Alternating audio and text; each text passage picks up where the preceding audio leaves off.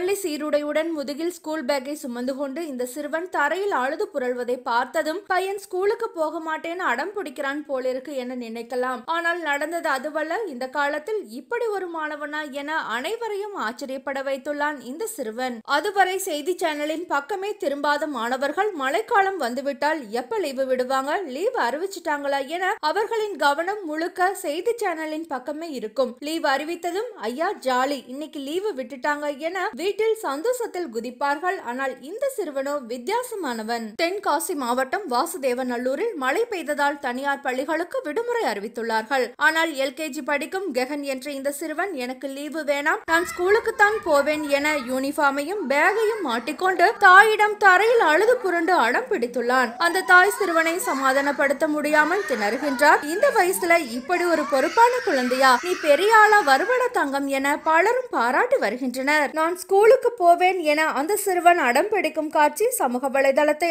ஆக்கிரமித்து வைரலாகி வருகின்றது.